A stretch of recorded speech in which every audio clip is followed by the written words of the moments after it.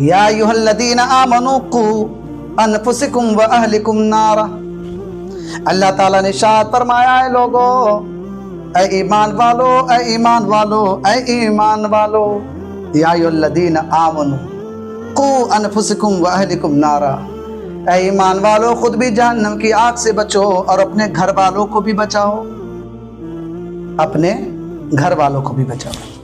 کتنی بڑی بات ہے نا خدا کی، کہ خود بھی جہنم کی آگ سے بچیے اور اپنے گھر والوں کو بھی بچائیے۔ اور یہ آپ کی فطرت میں بھی ہے کہ اگر آپ سیف جگہ رہتے ہیں تو اپنے گھر والوں کو بھی سیف جگہ رکھنے کی کوشش کرتے ہیں۔ اگر آپ آدھی روٹی کھاتے ہیں تو اپنے گھر والوں کو بھی ایک روٹی کھلانے کی کوشش کرتے ہیں کہ ہم سے زیادہ ہی کھا لیں، خوش رہے، آباد رہے، شاد رہے۔ تو اللہ تعالیٰ نے کیا کہا؟ تم بھی جنت کے میوے کھاؤ تو اپنے گھر والوں کو بھی کھلاؤ، تم بھی جنت کا پانی پیو تو اپنے گھر والوں کو بھی پلاؤ، تم بھی جنت کے شہد اگر کھاؤ تو اپنے گھر والوں کو بھی کھلاؤ۔ یعنی تم جنت میں جاؤ، اپنے گھر والوں کو بھی لے جانے کی کوشش کرو۔ تو جانتے ہیں اللہ تعالیٰ نے اس میں کیا کیا کہہ دیا کہ اگر تم نماز پڑھتے ہو تو اپنے گھر والوں کو بھی پڑھاؤ، تم روزہ رکھتے ہو تو اپنے گھر والوں کو بھی رکھواؤ، تم اچھے کام کر رہے ہو تو اپنے گھر والوں کو بھی کرواؤ، کیونکہ اللہ تعالیٰ ارشاد فرماتا ہے لوگو، اے ایمان والو خود جہنم کے آگ سے بچو، اپنے گھر والوں کو بھی بچاؤ، اپنے گھر والوں کو بھی بچاؤ۔ لیکن بچائیں گے کیسے؟ خود بچیے، ایسا نہیں کہ آپ فائر میں جل رہے ہو اور دوسرے کو کہہ رہے ہو کہ بھیا تم باغ میں جاؤ، ایسا کیسے ہو سکتا ہے؟ وہ جواب دے دے گا نا یار۔ بستان میں ایک بلیورس رہتا تھا، مطلب ایمان والا جسے کہتے ہیں، اور ایک اللہ کا انکار کرنے والا کافر۔ تو یہ مسلمان جو تھا یہ نون مسلم کو برابر پریشان کرتا تھا کہ تم مسلمان ہو جاؤ، تم مسلمان ہو جاؤ، تم مسلمان ہو جاؤ۔ یاد رکھو شریعت میں کسی پر پریشر نہیں ہے، لا اکراہ فی الدین، دین میں کوئی زبردستی نہیں ہے، لیکن یہ برابر پریشر کرتا تھا کہ تم مسلمان ہو جاؤ تو بڑا اچھا ہے، تم مسلمان ہو جاؤ تو بڑا اچھا ہے۔ اس نان بلیورس نے کیا کہا جانتے ہیں؟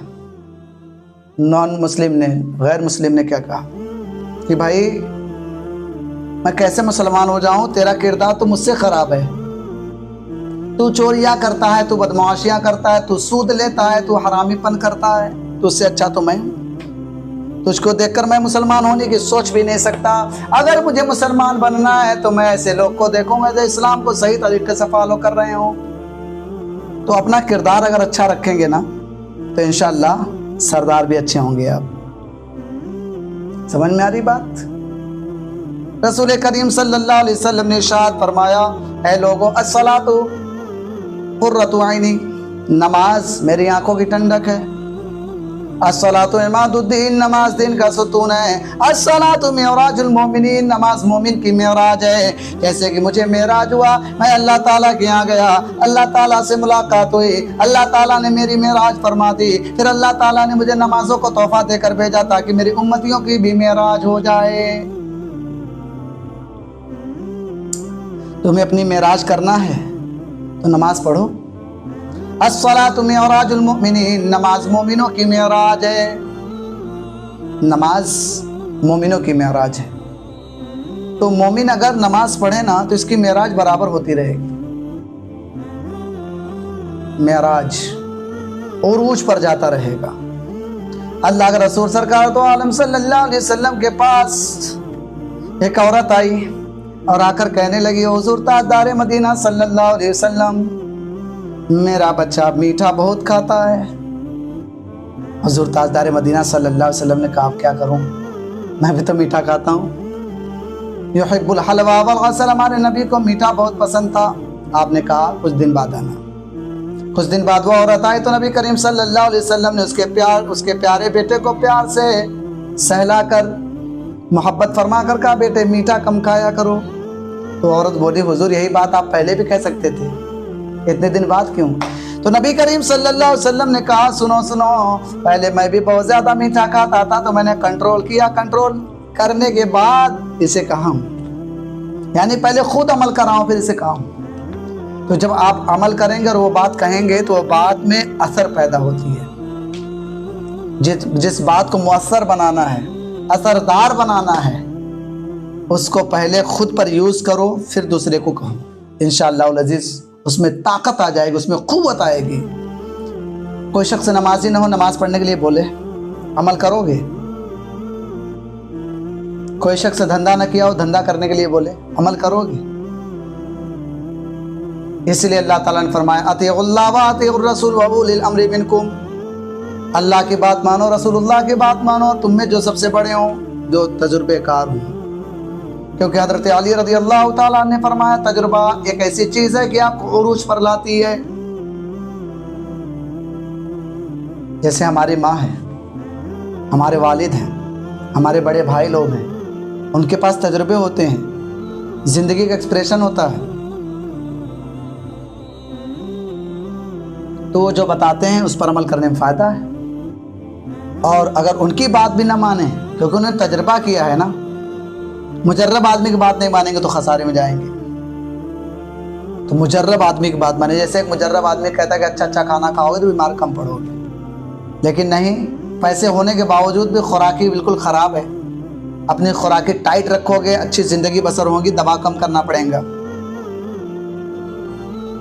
مطلب اللہ نے دیا ہے تو اس میں وہ مت کرو، خوراکی ایک دم ٹائٹ رکھو، اپنے پاس اچھی فائٹ رکھو تاکہ شیطان سے لڑ سکو. خوراکی ٹائٹ ہوگی، اچھا کھانا کھاؤ گے تو تمہیں بیماری نہیں پکڑیں گے، اور جب بیماری نہیں پکڑیں گے تو آرام سے عبادت کر سکو گے نا. دیکھو کوئی سوچ رہا ہوگا کہ کیا بیماری میں عبادت نہیں کی جا سکتی؟ بالکل کی جا سکتی ہے. بیماری کی بھی نماز ہے. اگر کسی کے پاؤں ہاتھ خراب ہو چکے ہیں، اللہ نہ کرے، تو اس کی بھی نماز ہے، وہ بھی نماز پڑھے بیٹھ کر کرسی پر، آیت الکرسی پڑھے. نماز تو معاف نہیں ہے دوست، کسی بھی حالت میں، کہیں بھی، کبھی بھی. یہ 5 وقت ایسے ہیں نا کہ اس کو کرنا ہی پڑے گا. اور کبھی چھٹی مانگنے کی کوشش مت کرنا. لوگ کہتے ہیں کہ یار نماز کی کبھی چھٹی کیوں نہیں ہوتی؟ تو اسی طرح ایک بوڑھا تھا، بزرگ، وہ کہیں کام کرتا تھا، اس کے مالک نے اس دن اس کی چھٹی کر دی. بولا آپ بزرگ ہو چکے، اب کام آپ سے ہوتا نہیں ہے، آپ سے وزن اٹھتا نہیں ہے، آپ طاقتور نہیں رہے، تو اب آپ کام مت کیا کرو، آپ اپنے گھر چلے جاؤ، جو آپ کی سیلری بنتی اس کو پینشن کی صورت میں دوں گا، لیکن کام پہ کل سے مت آنا، جو پیسے آپ کے بنتے میں روز دوں گا. بڑا خوش ہوا بزرگ، راستے میں آنے لگا، آتے آتے کہنے لگا اللہ، او میرے مالک، دنیا کے مالک نے مجھ پر ترس کھا کر میری چھٹی کر دی، اور تو ترس کب کھائے گا؟ تو نے نماز کیوں معاف نہیں فرمائی میرے اوپر؟ تو اللہ تعالیٰ تو سب کا سننے والا ہے. کہا ٹھیک ہے بندے، کل تیری نماز بھی معاف ہو جائے گی. جب وہ دوسرے دن اٹھا تو اس کا عقل کام کرنا بند کر دیا، نسوں کی دماغ کی نسیں اور تاریں خراب ہو گئیں، پاگل ہو گیا دوسرے دن. اب بتاؤ پاگل پہ نماز فرض ہے؟ نہیں. 2 صورتیں پائی جانی چاہیے، عقل ہونا چاہیے اور بالغ ہونا چاہیے، تب نہ نماز فرض ہے. اب عقل ہی اس کے پاس نہیں ہے تو نماز ہے کہاں اس کے پاس؟ تو چھٹی مانگ رہا تھا، بالکل اللہ نے چھٹی کر دی، جاؤ. تو ایسے چھٹی مانگو گے؟ یاد رکھو نماز وہ پڑھتے ہیں جو عاقل ہوتے ہیں، عقل مند لوگ. بے عقل لوگ نماز نہیں پڑھتے ہیں. ایک استاد نے اپنے بچوں سے پوچھا تھا یہ بتاؤ نماز کون نہیں پڑھ پاتا؟ کہا مردہ. کیا بولا؟ ایک بچے نے کھڑے ہو کر تپاک سے کہا کہ مردے نماز نہیں پڑھتے ہیں. اب غور کرو کہ نماز کون نہیں پڑھتے ہیں؟ زندہ تو نماز پڑھنا چاہیے، مردے پر نماز نہیں ہے. ایک بچے نے اور کھڑے ہو کر تپاک سے کہا کہ پاگل نماز نہیں پڑھتا کیونکہ اس پر فرض نہیں ہے. ایک بچہ اور کھڑا ہوا، کہنے لگا جو ڈیزائر نہیں رکھتا اس کے اوپر بھی نماز نہیں ہے. تو اگر اللہ نے آپ کو عاقل بالغ بنایا ہے تو پڑھو، ورنہ آپ اس کے زمرے میں آؤ گے جس کے زمرے میں وہ بچے کہہ رہے تھے. غوث اعظم رضی اللہ تعالیٰ عنہ کی سخت بات سنیے، ہم لوگ غوث اعظم کو ماننے والے. غوث اعظم رضی اللہ تعالیٰ عنہ کہتے ہیں کہ ایک طرف کتا جا رہا ہو اور ایک طرف بے نمازی جا رہا ہو، تو کتے کی طرف چلے جانا، بے نمازی کی طرف مت جانا. اب سوچو کہ کتنی سخت بات ہے. تو اپنے آپ کو بہترین انسان، شکر والا انسان بناؤ اور زندگی کو سنوارو، کیونکہ یہ زندگی بندگی کے لیے ملی ہوئی ہے۔